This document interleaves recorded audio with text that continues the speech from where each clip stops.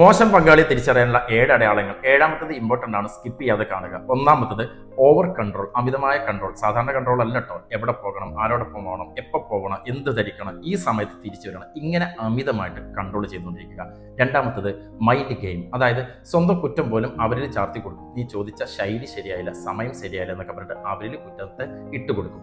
മൂന്നാമത്തത് ഡിസ്റെസ്പെക്ട്, മറ്റുള്ളവരുടെ മുന്നിൽ താഴ്ത്തിക്കെട്ടും. ഇവരുടെ വികാരങ്ങളെ, ഇമോഷനുകളെ ഒക്കെ കളിയാക്കിക്കൊണ്ടിരിക്കും. നാലാമത്തത് ഇമോഷണൽ പണിഷ്മെന്റ്, അതായത് എന്തെങ്കിലും ചെറിയ പ്രശ്നം ഉണ്ടായാൽ സൈലന്റ് ട്രീറ്റ്മെന്റ് കൊടുക്കുക, അവഗണിക്കുക, മാറ്റി നിർത്തുക, എന്നിട്ട് അവരെ കൊണ്ട് കാല് പിടിപ്പിക്കുക. അഞ്ചാമത്തത് ഗിൽറ്റ് ട്രാപ്പ്, അതായത് അവരിൽ കുറ്റബോധത്തെ ഇട്ട് കൊടുക്കുക. നീ എനിക്ക് വേണ്ടി എന്താ ചെയ്തത്, നിന്നെ കൊണ്ട് ഒരു ഉപകാരമില്ല, എനിക്കൊരു ലാഭം എന്നെ കൊണ്ട് കിട്ടിയിട്ടില്ല എന്നൊക്കെ പറഞ്ഞുകൊണ്ടിരിക്കുക. ആറാമത്തത് ഐസൊലേഷൻ, വളരെ പ്ലാൻ ആയിട്ട് ചെയ്യുന്നതാണ് ഇത്.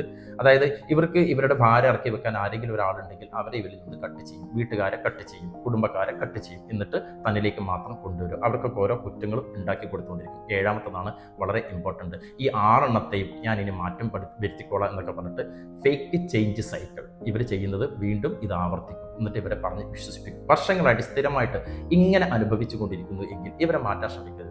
നിങ്ങളെ മാറ്റാനുള്ള നിങ്ങൾ നല്ല മെൻ്റൽ സപ്പോർട്ട് എടുക്കുക. ഒരു ബന്ധം സ്നേഹമാകണമെങ്കിൽ അവിടെ സമാധാനമുള്ള സന്തോഷം വേണം. പലരും ഇന്ന് സ്നേഹിക്കുന്നവരോടൊപ്പമല്ല ജീവിക്കുന്നത്, നിയന്ത്രിക്കുന്നവരോടൊപ്പമാണ് ജീവിച്ചുകൊണ്ടിരിക്കുന്നത്.